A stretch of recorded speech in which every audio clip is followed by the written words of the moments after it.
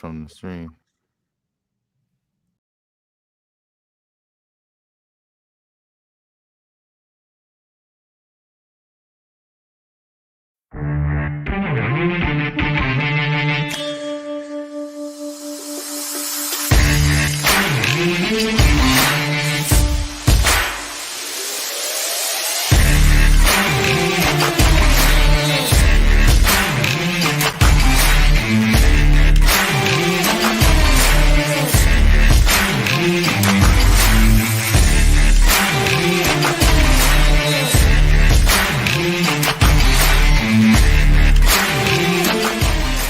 Ask a Producer is a podcast where everyone belongs.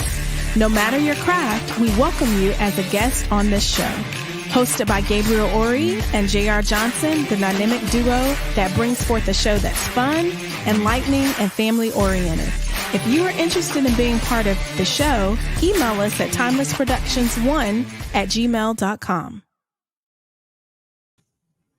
What's up, bro? The time that I wanted to actually play it long, now I'm biting myself in the foot. What's going on, bro? Hey, we good, man. Ain't nothing, man. You know, I'm happy to be alive as usual. That's So gonna be my normal thing when we come on. I'm happy to be alive, bro. Bro, there's no reason to not be excited, about life. Right. Right now, I'm bringing up Facebook, man. I'm a little behind on this. But I'm gonna bring it first. Go ahead. But since you are doing all that, I was gonna ask you, how was your day, man?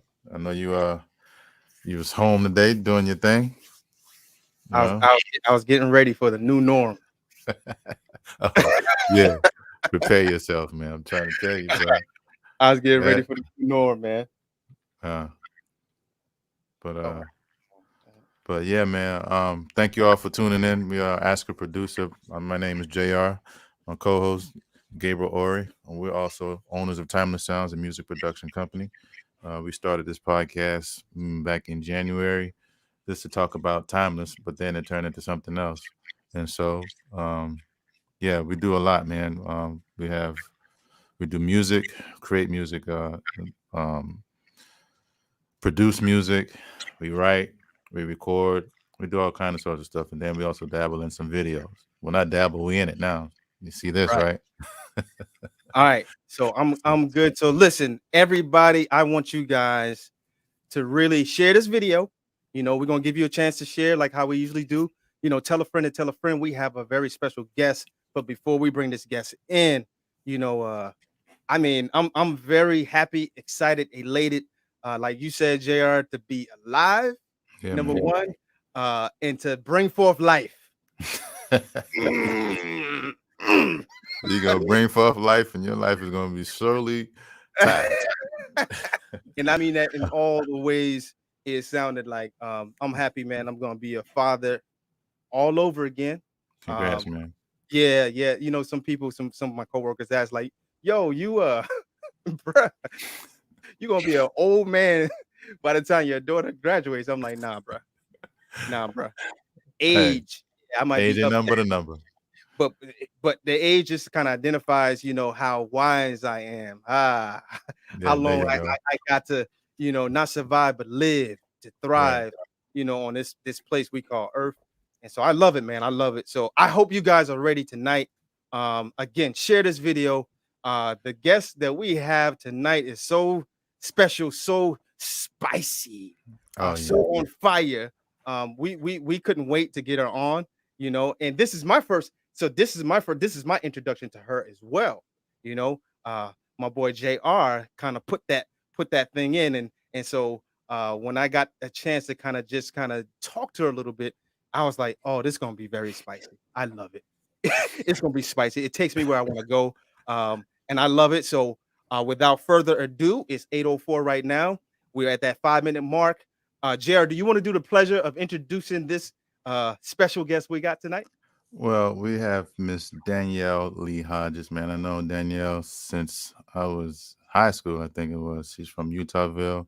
She's married to the one and only Kenny Hodges. And she got 3 kids, but I'm not going to say anymore. But, yeah, she's dope, man. So she'll explain all that when she gets on.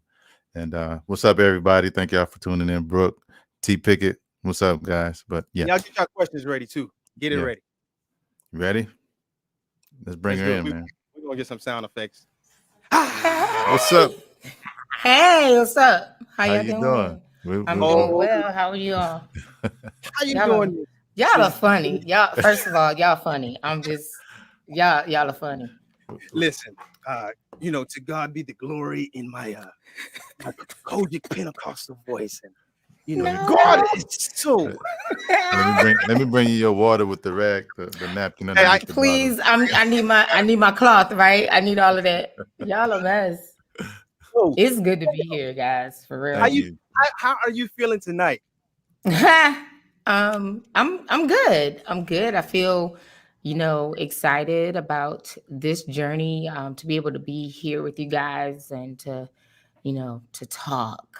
So we have on Ask the Producer, yes, the infamous Ask the Producer show. Now, believe it or not, Danielle, you are a producer. I am. Yeah, I am. And guys, again, share this video. I'm just gonna pan out or say a little bit that Danielle is involved in. We have she was involved in the Marines. We're gonna talk about that. We're gonna talk about your childhood. We're gonna talk about this nice salon that you own. We're gonna talk about your book. We're gonna talk about your podcast that's coming up. We're gonna get into it. We got some spicy stuff to talk about as well. But without further ado, why don't you introduce yourself? I know JR knows you. I've learned a little bit about you in the short time that we spoke. But why don't you introduce yourself properly to the audience that's tuning in tonight? Well, the majority of the audience, I know my side of audience-wise, pretty much everybody knows me, but my name is Danielle Lee Hodges. I am married. Yes, I have been married for 18 plus years. I have 3 wonderful children, Kennedy Rose, Reagan McKenzie, and Gabriel Zachary. They're the hearts. They're like, what? Gabriel? Yes. I have a kid. Yes.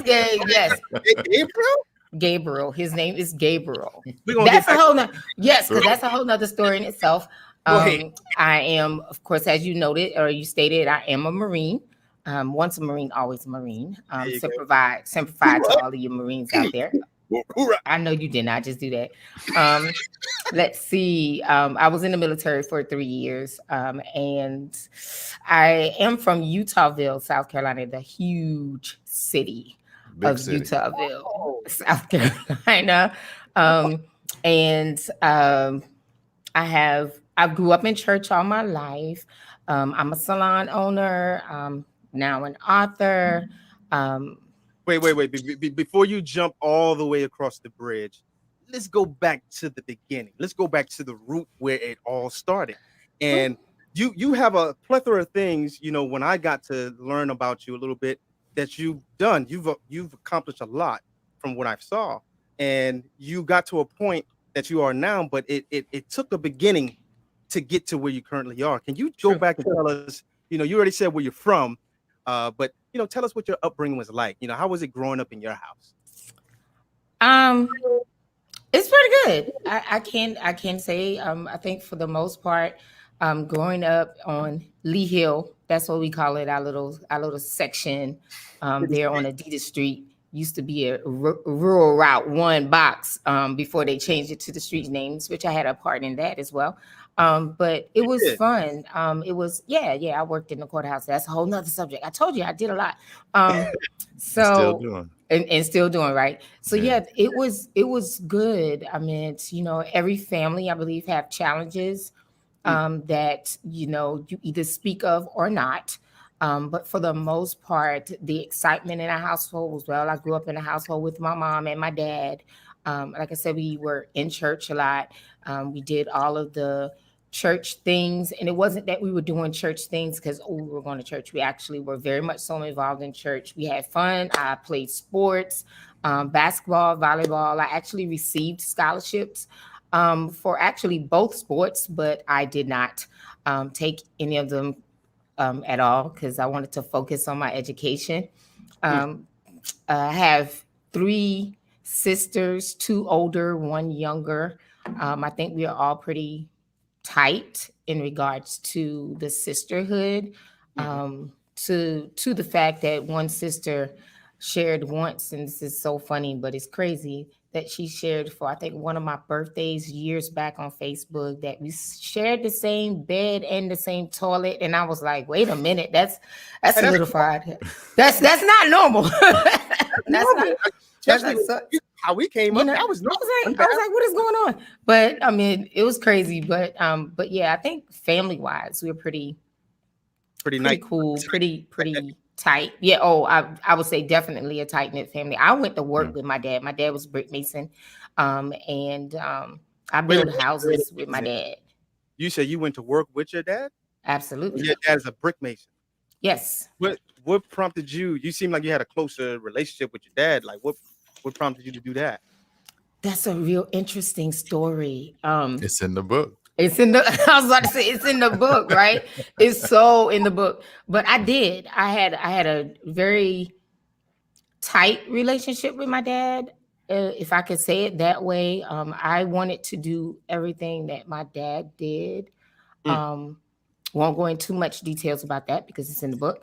However, because of that, I spent a lot of time with my father. So going, like I said, he was a brick mason, owned his own company, building houses. And so as a little girl, first of all, I'm a tomboy at heart. Okay. Love doing all things outdoors. Now, all right. Tell that, because before we came on, she was like, "Oh my hair, I gotta get this." Gabriel, stop talking. Stop talking. I was like, the mic was gonna mess up my hair. Anyway, but and see now I'm making it worse. But yeah, I did all things outdoors, and so I built houses with my dad. I would sneak in the truck to go with him, or the van, whatever is being driven, to go to work with him. Like every weekend, my mom was always fussing. That's the type of person I was. So I was very, very tight knitted, if you will, with my dad. So, are you like that now with your immediate family? I know you're married, you have children. Are you tight? I think we're still pretty close. Yes, I really do. Again, life happens. Things happen where people have to do some things that cause certain changes. Different situations may come up that cause different changes. But for the most part, absolutely, I think that my family is still pretty tight. We talk consistently. We're always either on Marco Polo talking, we're on FaceTime talking, because of, the pandemic. We don't get to face with each other a lot and all of that stuff. But yeah, we converse often. So you mentioned scholarship. Now, what sports was that scholarship for? Softball, basketball? Basketball and volleyball. What position? Shooting guard. Okay. I did play small forward as well. I'm only 5'6", but I could jump. I could get up a little bit, but yeah. Based on the plethora of things and currently where you are in your life, is there any point in your childhood that you could kind of point back and say, I'm here and I do what I do, or I think the way I think because when I was a kid, this point, was embedded in me? Is there anything you can remember back from your childhood that I think a lot of things that occurred during my childhood caused me to be where I am today. My parents were individuals that instilled strongness, toughness in us. They instilled wanting to make sure that you pressed when there was work to do. You do the work that is assigned to do. You didn't give up. There was always that strong point from our family that would be driven by my mom and my dad. My dad was a worker. He's a provider. He will give you the shirt off of his back. He's very, very loving and giving. I think sort of kind of I'm that way. I don't know, but for the most part, I think I am. My mom is a phenomenal, strong woman. And so the wherewithal to want to be that backbone for family, I think I got that really from her, because that's the type of person that she is.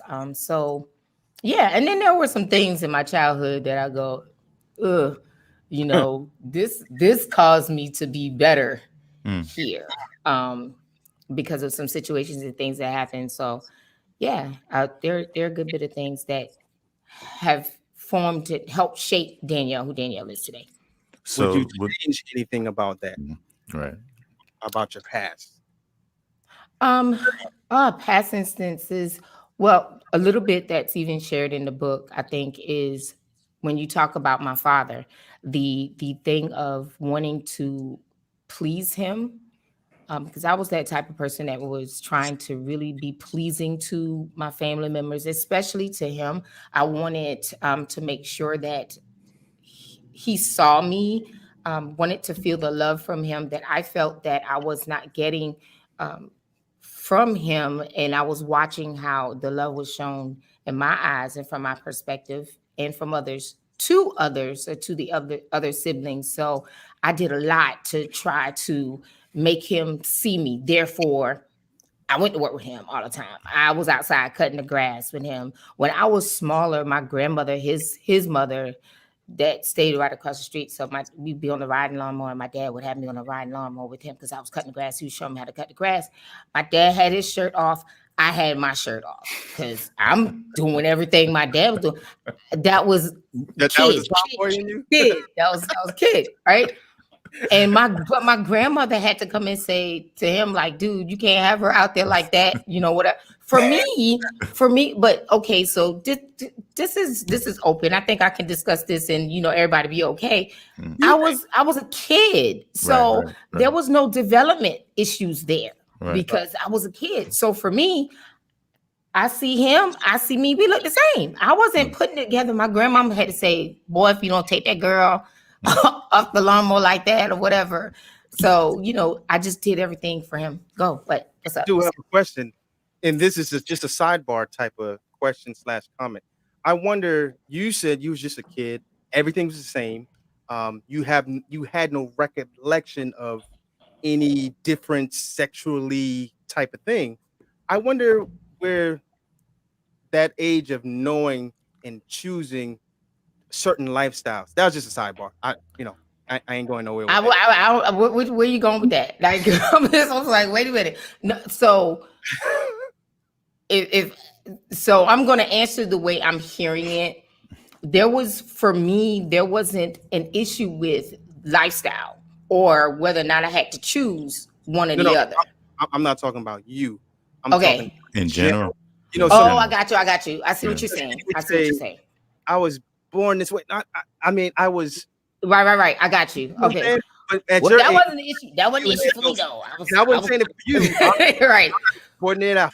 Yeah, I got you now though. Okay. Yeah, I see. I wouldn't go nowhere with that. But speaking of your childhood, you seem like you was a daddy's girl, to me at least. Was that the thing that prompted you to want to join the Marine? Because I know you went to the Marine. And I personally don't know a lot of females that would choose to join the Marine. I'm crazy. No, I'm just joking. No. So I chose the Corps. I chose the Corps specifically. Well, actually, I didn't chose the Corps initially. So let's go back. My dad is an Army vet. Okay. So being that my dad is an Army vet, when things happened and I was like, I'm going into the military, I went to the Army's recruiting station. Like I walked into their door, like with my basketball leather jacket on, whatever, I'm like, I'm ready to do this. But when I walked in, the atmosphere was so like, they were in there cursing. There was like no acknowledgement of my presence. It was just like, And then when he realized, if you will, that, oh, you in here, then it wasn't like, did you come, what brought you here? Like you're asking, what brought you here? Like there was none of that. And I was like, oh, y'all whack. And I literally backed out, and the Marine Corps door was right next door. I was like, well, I'm going in something. And I walked in the Marine Corps. They were so poised. They were standing so pristine. And the uniform, first of all, was on point. And I know, right? So just the way they presented themselves, the discipline that they showed, the aura that they had, I was like, oh, bet this is what I'm doing. And I was like, sign me up. And that was really it. So there wasn't like a a situation where it just made you upset? Like, you know what, I'm just going into the Marines. Forget all this. I'm not dealing with this anymore. Or you just wanted to follow your footsteps of your dad? There was a I know. push. Oh, okay. Yeah, there was a push. Again, it's in the book, but there was a situation that did take place in my life, which was tragic. And so at that moment in time, with that, and even with dealing with that situation, the response that I got from family in regards to it, I was like, you know what? I gotta go away. And so even though I felt like I had to go away, the oxymoron, if you will, of that was I was going away, but I still wanted to do something that I thought was going to make my dad happy or was going to be that pleasing line for him. So I was like, I'm going to join the military. Well, I was going to join the army, which ended up not being army, but I was going to join. Wow. So yeah, that was the push. Wow. And how long was you in the Marines? 3 years. A You know total what? of 3 years. Now, I was in a slightly better service than you, the great United States Army. And My God. and I did 3 years as well. In there. It was easy for you, wasn't it? Wasn't it? It was easy for you. It wasn't easy. I know it was. You don't have to talk about it. That's okay. Go ahead. You don't have to talk about it. I know it was. Go ahead. But you tell your story. You tell your story. So this is about you. So why did you 3 years? Why 3 years? What made you get out of it? I wanted to be a lifer. So Okay. I wanted to be a lifer. The reason why 3 years, I had an injury, which caused me to get out. I was actually getting ready to go to drill instructor school. So I wanted to do the whole 9. And I had an injury. I was lifting GP tents with some other guys that was in the Corps. We had to clean it. We had this anal NCO, if you will. We were all in, so it wasn't like it was was like recruiting or drill instructor type schooling or anything like that.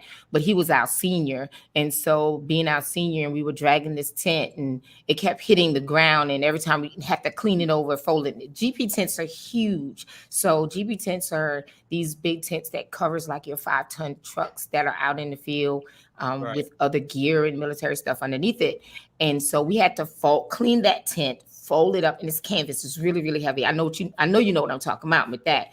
And in doing so, we're carrying it, and it was dragging on the ground. And finally, I was like, you know what? We're gonna clean it this time. I'm gonna get up under it. So the weight was on my back, and so I incurred a back injury due to that, which caused me to have to get out. Oh man! But I was gonna stay in forever. My mom said she prayed me out. Wow. She prayed you out. Your mom was a. She is. She's why you had to say Kojic, but yes, she's a Kojic evangelist, and she's an evangelist in this grand old church of God. Hey, mom, she said, and I'm here. Yes, she's a. Hey, Mama Lee. And What's the grand, in the Neomia, my mom's name is Neomia, in the grand old Church of God in Christ. Yes, and she mentioned to me, she's like, yeah, like I prayed you out, and I was like, I think she was joking, but probably not. So did she pray? She prayed you to the salon or what? No, she didn't do. You know what? My mom, and this is not to, I guess, it's sort of it's a stereotype. But my mom called me a Jamaican because she was like, you do everything you put your hands on to do, you do it well, and you're always doing something else. So the salon, I'm a licensed administrator for assisted living facilities as well. Jeez. So I know, right? So I was doing that, and when I was pregnant with my daughter Kennedy, they were getting ready. Some things happened at the facility, and they wanted me to go somewhere else, and I was already had something set and squared away for where I was, and so I ended up not working there. And then I saw the commercial, and it wasn't a commercial, but it was like when Paul Mitchell first came here in the Charleston area, they did a thing with the news, and so it was like a news clipping that was on TV there, and I was like, hair school. That was it. That was literally, but that was God's plan. I promise you, that was God's plan, because there was no way I was going to be doing hair. That was not something I wanted to do. When you got into it, did you get into it already owning it, or did you work in a salon and kind of work your way up to get to that ownership? Oh, I worked in salon. I have a mentor. Her name is Keena. I don't have a problem calling her name. Her name is Keena Curtis. She was my mentor. She was my educator at Paul Mitchell, and she literally, from educating me to taking me and working with her in her salon, from there, and then branching off and doing my own thing.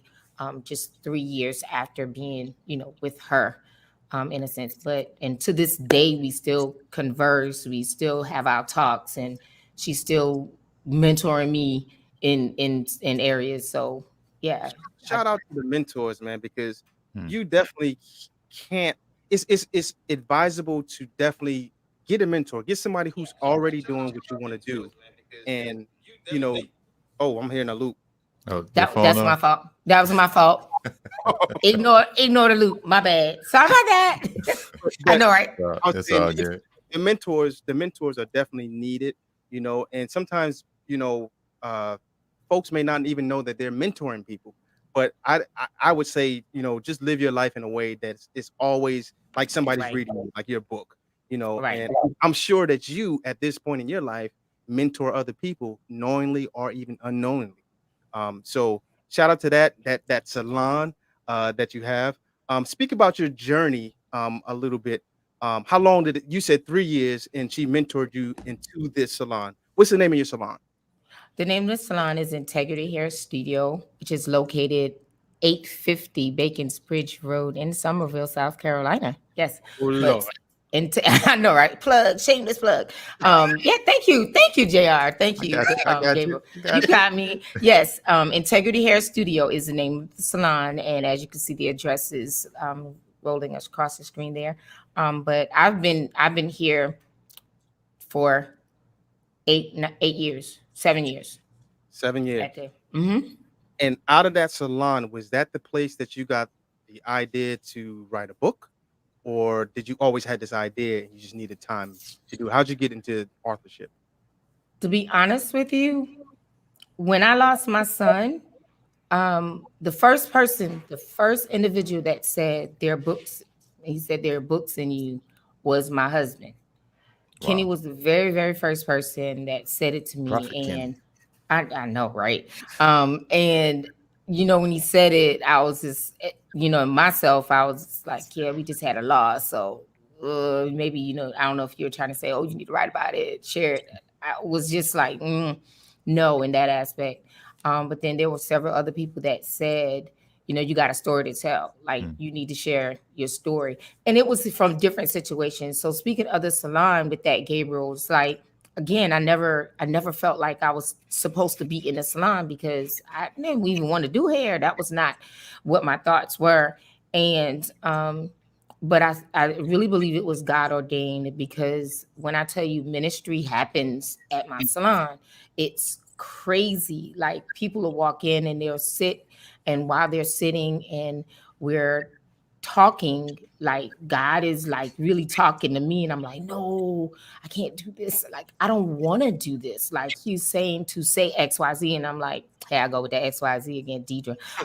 So I'm saying XYZ, and or I'm just sharing, and I'm not even sure why a story is coming from me, and it's an experience, and I'm talking, and then it's time for me to put the client under the dryer, and they're in tears, and I'm like, why are you Wow. crying?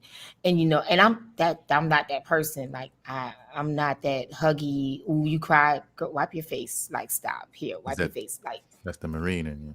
that. I don't. My mom's like that too. All So right. I don't know. I don't know if that's just that Middleton, whatever Butler thing. I don't know, but So yeah, it'll be something like that going on. And then finally it was like, you really need to do this. And I think I knew probably maybe 4-5 years ago, it's like, okay, you need to write this. But I procrastinated, and I'll tell you why, because all of a sudden everybody had a book. That was just like doing that phase of everybody having a CD and people could sing. It was like everybody had a CD, and I'm like, oh man, another person got a CD. It was popping up. So it wasn't that it was like I was like not wanting to do it because somebody had it, but it was so much coming out at one time. I was like, ooh, this time it don't seem right. Like I just was like, I don't think I should be doing it. I didn't think that it was going to be a clash between anybody because it's enough out for everybody, and everybody's life stories and situations and the way they go through it are different. So it wasn't that. It just seemed like it was just coming out in waves that I just sat for a minute. And honestly, the pandemic was like, oh, you got time. So let's do this. And I think that's when it really came out. Like, let's do it. That's right. Let's go. Yes. Let's do this. Because I kind of want to deep dive a little bit more into this. You said a lot, and you said some things this is my first time hearing it. And so I want to take a quick break. And when we come back, we're going to kind of deep dive into this salon and this book and how the two kind of seems to marry a little bit together. Okay. So right after this break, we're going to come back with Danielle. Y'all get your questions ready. Get your questions ready.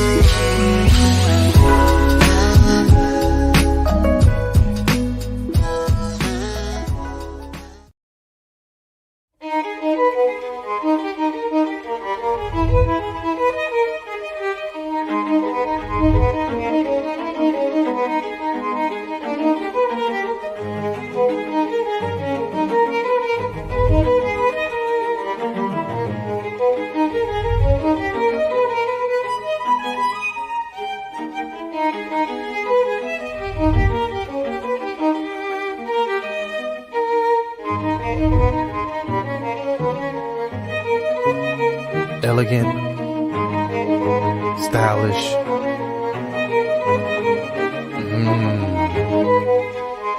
smells so good.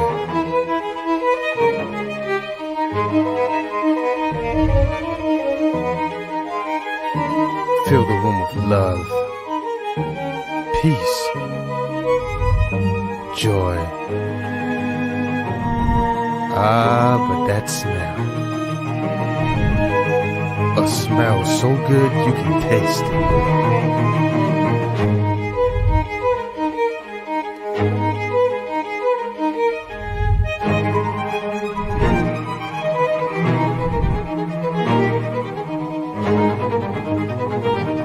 Now, the all-new Scents by J.O.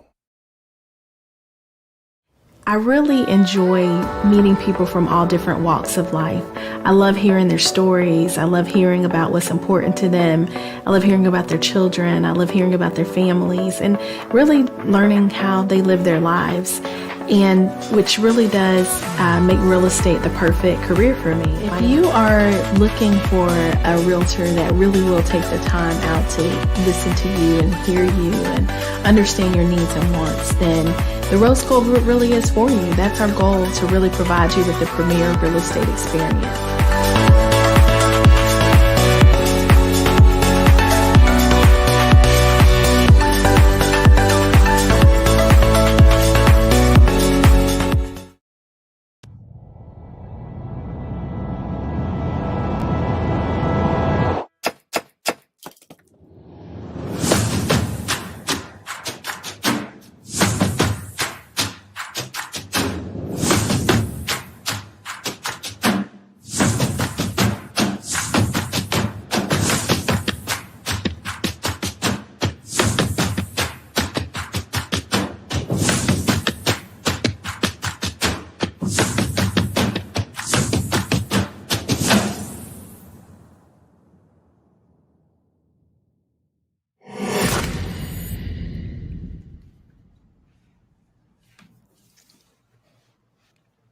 All right. So we had to, what they say, pay some bills. Yeah. Right. You had to pay some bills. But shout out to the sponsors that we have, Kairos TV, Timeless Sounds, just all the folks that's just putting in behind the scenes to Thank you. make this thing happen. Shout out to you. And again, we're in the studio with the special guest, Miss Danielle Lee Hodges. Am I saying that right? That is correct. Okay. And before we went to the break, you kind of said a whole lot. I didn't know that you said your son had passed. Am I hearing that correctly? So part of it's in the book, but yes, I do have 3 children that I have currently present with me. Yes. And I did have a birth of a son that we did lose about almost 14 years ago. So yeah. Was that the first child? Yes. Wow. Yes. This is part of the reason I'm hearing that prompted you to kind of write this book. Was this book like more of a release? First of all, what's the name of the book? And The name was of it the book a release for you? the name of the book is Shame is Not the Blame. Shame Shame. is not the blame, how overcoming pain leads to purpose. Okay. And so the book for me was not just about a release, because of course, writing the book, it started within myself first. In order to write the book, I had to get some resolve. I had to be restored. And so this is about healing and restoration in different areas and aspects of life, if you will. And Mm. so that's the purpose of the book. That aspect of childbirth and losing children is part of it, as well as several other things, dealing with family, dealing with church hurt, dealing with like sexual abuse, just several different things. So all of that is what Shame is Not the Blame is about. Speaking of church hurt, I haven't gotten a chance to read your book yet, but I do have an I'm just excerpt. joking. I'm going to get it. You know what I'm saying? I'm going to get it. But my partner JR had the book, and he sent me over a page or something. I just want to read it if you don't mind. Can I do that, Miss Danielle? Sure, go right ahead. All right. So let me adjust myself. So this says the world of church hurt. This is chapter 6. In order to seek the healing I desperately needed, I had to journey through periods of time where I was hurt the most.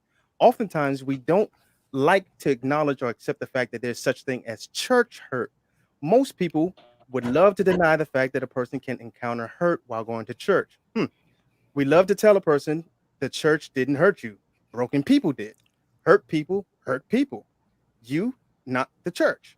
However, if the church is supposed to be the house of prayer, a place where you can find peace, restoration, hope, newness of life, but instead you encounter the church and you leave more broken than when you first arrived, that is considered church hurt, and it is real and it does exist. Last paragraph. I went through different situations in various church settings with church members. I felt the church was supposed to be a sanctuary, a safe haven.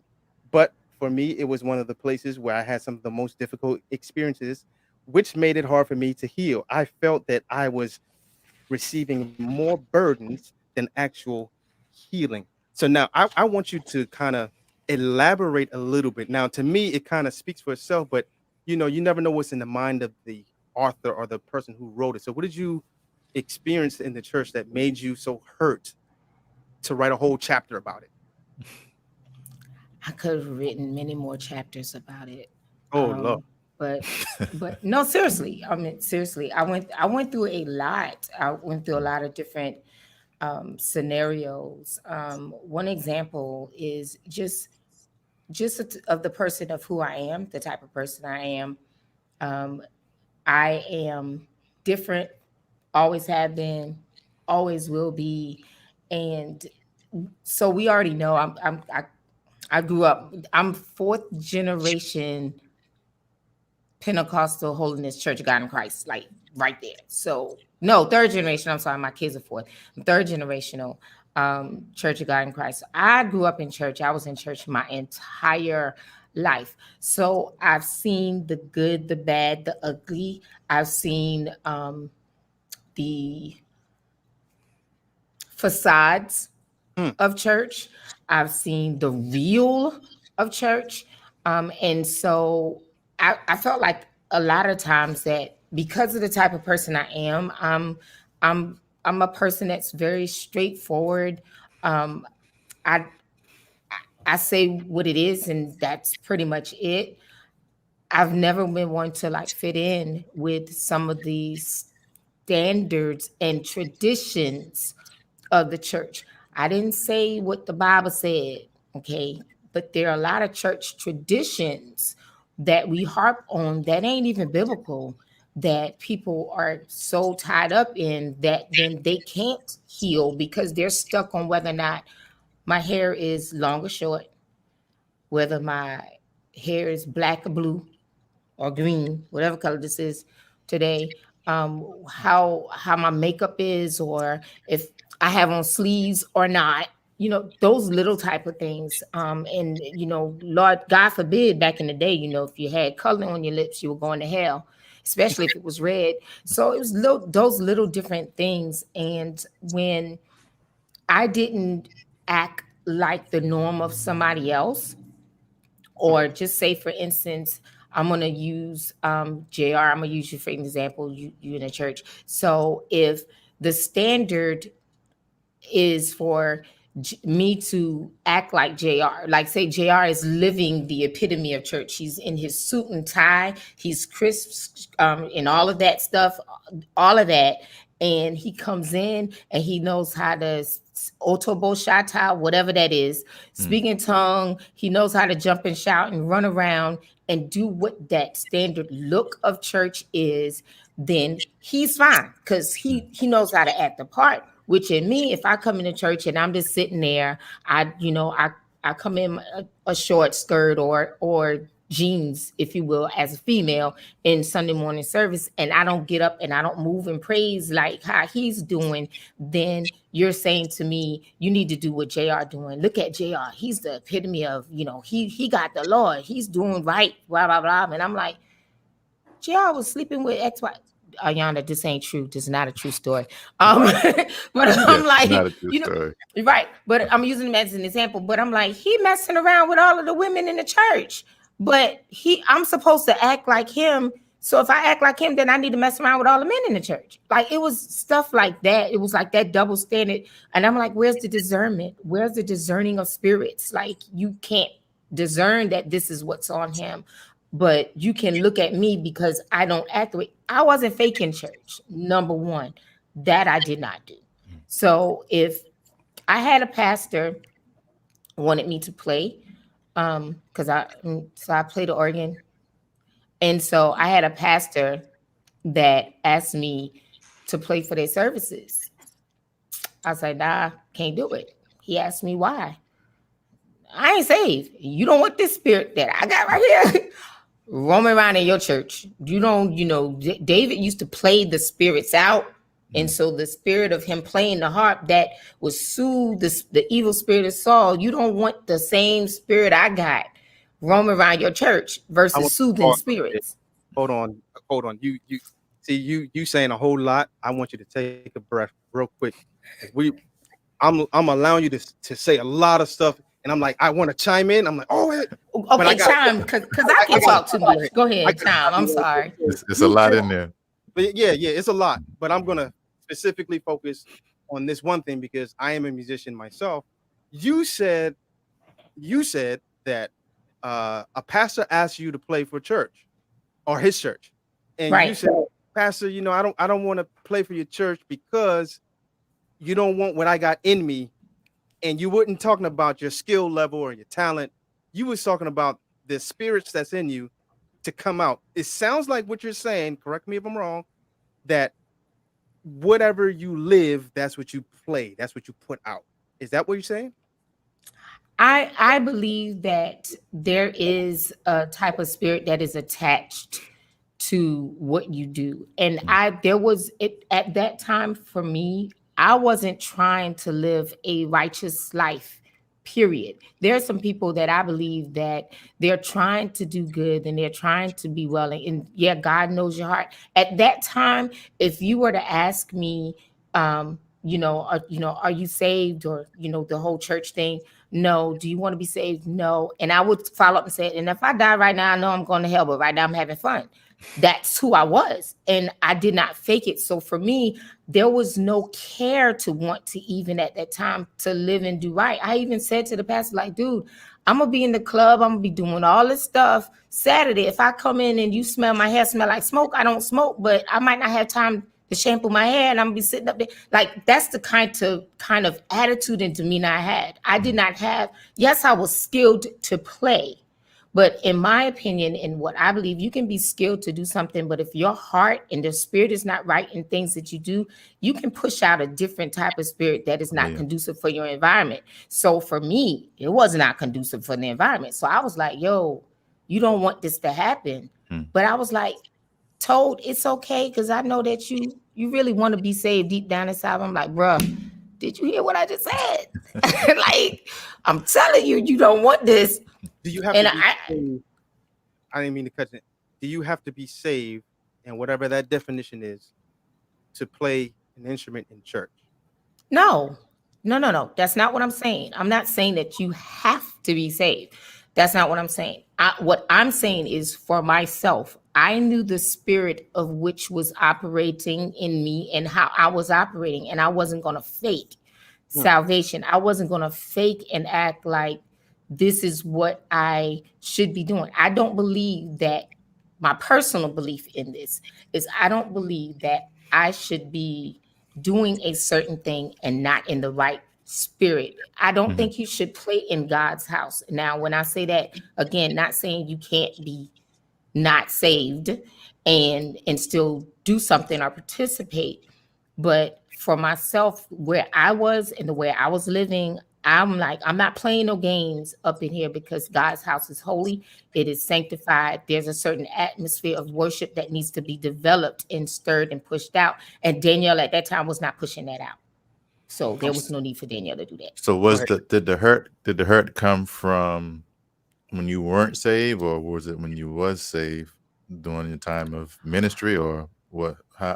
Where did the hurt come from in the church? So the hurt came from different sides of it. So there were times of saving, and I believe that you can backslide to where you out there doing whatever, but it came more so after salvation, because now that I'm saved and I love God and now I want to do all of these things for him, but my appearance didn't change. My look, I don't look like a missionary. I got a title, but I don't look like it. So I dare not be operating in that, because that's not what I look like. So that's when it started to like really manifest, because it was like, you don't look the part. And I'm like, what does look have to do with it? It's about what's in your heart and your soul. Why I gotta look like something that doesn't look like you? I was gonna ask this question. Now, you said you are a missionary. I've noticed, and this is just me personally, Gabe. I've been to both, our culture's church, and our culture's definition of like a missionary, and I've been to, the Caucasian side, the Palms, and their missionaries don't do or look like the same like our missionaries. Right. What is the definition to you, I guess, of a missionary? What should a missionary do? Is a missionary female, or that's what I wanted to ask too. Or is it a male? Like can a male be a missionary? And I guess it depends on the definition. But how do you define that? How does your church define that? So in my church, from what our denomination and doctrine actually states, and is a missionary. My definition, let's start all the way back. Okay. My definition of a missionary is a person that is on a mission to do what God or whatever that thing is to do, and you set out and you're called to do it, and you're pushed to do whatever your mission is. You're set out to do it, like you're striving to complete that task. In this setting, we're talking about church. So missionary, then if I feel like God's called me to minister or to delve in whatever aspect it is in the ministry itself, whether it is to go to Israel to minister to the people or go down to the street down here by the Burger King and minister to the homeless people, then if that's my mission, if that's my task, then I do it. In my eyes, a male can do it, a female can do it, a boy can do it, a girl can do it. It depends on the individual. In the church setting that I'm in, our doctrine, females, when they are called or they feel that they're called to preach or to minister or to do whatever the case may be, they're not considered a elder. So they don't get an elder title with them, which is the title for the males. We're given a missionary title, which is the title for the females, or evangelist titles. So that's the difference there in our church setting. Pastors in our church settings in Kojic, you're called pastor or elder. And our Caucasian family, they brother Gabriel. They're not Elder Gabriel. They're not Elder Ori or Elder Johnson. They're Brother Gabriel. They're Brother JR. That's cultural. That's how they call themselves and deal with themselves. If I was from the outside looking in, I would look at that as the men don't want to do the missionary work. They want to just go ahead and be pastors or elders, and they want to run the church, be the head of or be the bishop. It's like, because the missionary is not a male or female, even though my battery I can change my pack. But anyway, but yeah, that's my thing. So let me go change my battery. Change your battery. Let me expound a little bit more. And if you got questions, guys, throw your questions in. This is a wide open. I don't know how we got here, but we're here. And right. I'm like you. So I grew up in a Pentecostal background, and I grew up with the mindset which has been taught not verbally, just non-verbally. This is all I saw.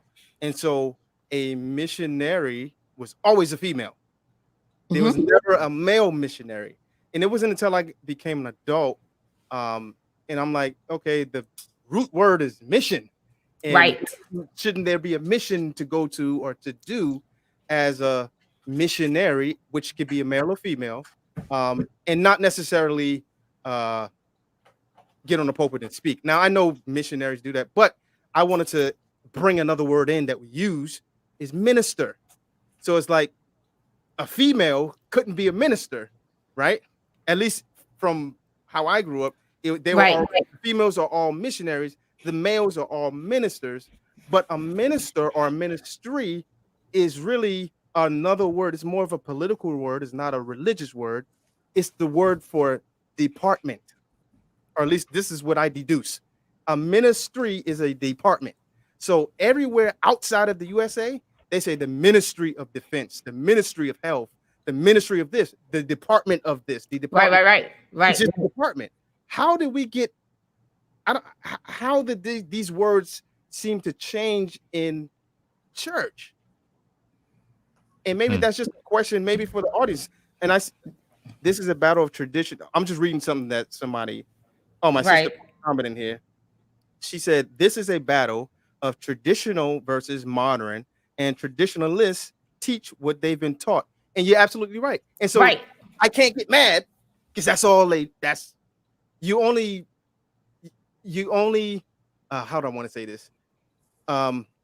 What you know is what you've learned, but what you've learned is not all there is to know. And sometimes you gotta check what you've learned to ensure that what you know matches what it should be. And a lot of times I think for me, that's one of the main problems that is involved in church. I'm going to say as a whole, because it comes down to that traditionalism. It comes down to, again, what you got to know your word. You got to know the word for yourself. For myself, this pandemic, not that I wasn't word driven before, but you can't go to church. You can't rely on somebody else really to preach. Now you had the platforms, the virtual platforms and stuff. But I think during this time and during this hour, God has really been calling for change in difference anyway. And we were always being stuck and being in the church, stuck and being inside the building. And the world is out there to be reached, and nobody's reaching them because we stuck in a specific way, in a specific tradition, that this is why we can't go out there and get them. And so I think that, I'm not saying that the Lord put the pandemic on it because too many people died for that, but I'm just saying during this pandemic, it has awakened a lot of people, and it has awakened, and it has awakened a lot for myself. And I've been watching. So even on the virtual platforms, I will be sitting and I'm watching a Bible study, or I'm watching a church service, and I'm listening and I'm looking and I'm like, that ain't God. Or I'm like, dude, you should always be seated when you preach, because you got a word right now that's different. Like it was Rhema, like, oh my gosh, like it's just coming out.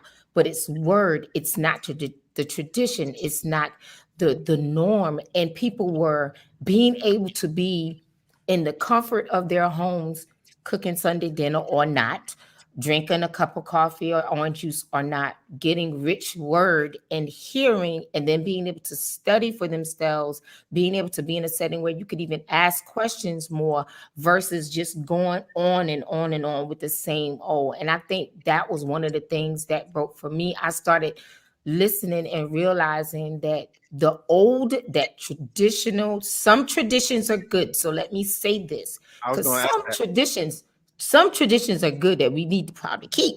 Now, I'm not. So that's like what marriage. Okay. Yes. Yes. Like, go ahead and say it again.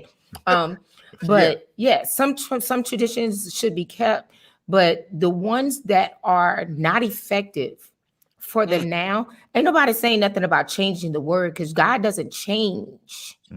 He says, I am God, I change not. I change not. He stays the same. So you have the same God, the same word, but you got to go ahead and deliver it a way that people are going to get it, understand it. They talk about the millennials and stuff. See, y'all got me going too far. Go ahead. Stop me anytime you want, Gabriel. But they talk. It's your show. It's my show. Oh, okay. You're talking about the millennials and how they are receptive or not. This is the day and age to where they're not that old stuff, the traditional stuff. They're not taking you really. You're not. They can look at you. You real. You're not real, and they're not going to start watching somebody faking anything in front of them, not giving them something that can change their heart or can push them to a different level. All these cliches. Stop it. I think the reason why is because they're not real with themselves. They're not walking upright with God. That's the reason why they can't really be that light to be a difference in the world, because that's what we're supposed to be. But if you don't have the connection to God, you're going to be really faking it. And so a lot of people in church are faking it. They can be so heavily deep or religious, but they don't really have the Spirit of God in them. I want to say one thing that my husband said that was the light for me. One light for me, even with things going down, and what you were saying about, people not really knowing God for real for themselves. And it's literally about the 10 virgins. 5 were wise, 5 were foolish. They were all 10 virgins. They were all of the church people that the Lord was coming back for, right? That he was coming to marry the church. He was coming back for all 10. Only 5 of them had the oil. Right. Half of the church, half of the people waiting on the Lord to come back, the church, because that's what they were talking about. Half of us sitting there just as foolish as we want to be.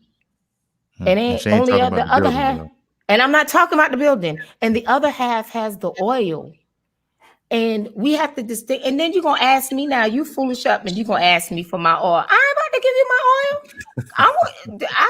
No. And that's where we are. And some of us, like I said, I've been hearing people talk, people that I think that are like, I won't say at one point, but it's like, oh my gosh, this person is so seasoned. And then I hear them say something. I'm like, that's blasphemy. It's straight blasphemy. And I go, oh my God. And then I think what the Bible actually says, that people are going to start saying things and talking about things in his name, and it ain't It ain't gonna be right. We gotta make sure that we are aware. Okay, I'm done. I'm done talking. I'm talking too much. I was going to jump in. Jump in. We got like less than a minute left. But oh my God, look at we talking. Oh my Jesus. Yeah. You see how fast it goes? It goes So, by fast. These last 30 seconds, I want you to. We know you have a podcast coming up. Yes. Tell us the name of your podcast. Tell people how they can be a part of your podcast. Tune in, where to reach you, your social media handles, all of that. So the podcast is #Danielle Speaks. That's the name of the podcast. And I'm sorry. Did you just say, you know what? I got 30 seconds. #Danielle Speaks. And it will be every 2 weeks. And the next one will be on this coming Tuesday. I believe it's the 21st of September. It's going to be at 6 p.m. Eastern Standard Time, 6 p.m. Eastern Standard Times. And JR has put it on the screen there. All of my handles, YouTube, Danielle Lee the brand, #Danielle Speaks. You can find me on Twitter at Danielle Lee _1, Facebook, Danielle Lee, LinkedIn, Danielle Lee, and Instagram, Danielle Lee _ the brand. Those are my handles. You can find me there. My website is www.daniellerlee.com. And on that website, you'll be able to see some things about me, a little bit of information. You could order copies of the book, other items that I have on sale as well for ordering, t-shirts, mugs, tumblers, all those different things. But this is who I am, guys. There's so much more that could be said. But I am so glad for the opportunity. Y'all should have cut me off probably a lot sooner, but I get a little fired up sometimes. I keep talking and I need to stop talking. I told y'all this is going to be a little spicy, and definitely we want to definitely have you back, at some point. Awesome. We'll definitely be coming to your podcast. And so, guys, we thank you guys for tuning in. Hopefully you got a lot from this video. Get your questions, on the replay. If you got questions or comments, throw it in there. And can I say one more thing, Gabriel, right quickly? And also, following up from this conversation, I promise you that on Tuesday, September 21st, we're going to talk about some of this stuff on Tuesday, because I feel pressed to do so. Like one of the things that I said that we want to try to discuss was conflict and how we deal with conflict. But some of these issues right here that we're discussing are conflictual. And so we're going to talk about some of these things as well. So September 21st for #Danielle Speaks.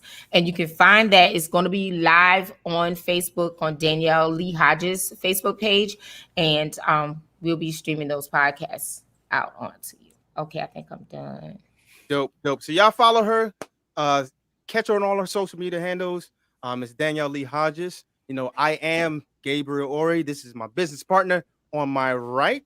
Oh, I did it right. Thank you so much for having me. Of course. You did it right. And thank you guys so much. I did not say it. I really, really enjoyed it. Thank you so much for having me on there. I'm stop interrupting you from closing. I'm sorry, Gabriel. Thank you so much. I appreciate it. You're fine. I'm gonna put you in the headlock in the green. Just do so after the show. You can put me in head out. Okay, I'm done. I'm sorry. But now this has been fun. So y'all just follow us, Ask a Producer. We come on every other Friday. Timeless Sounds, that's our music side, our musical entity.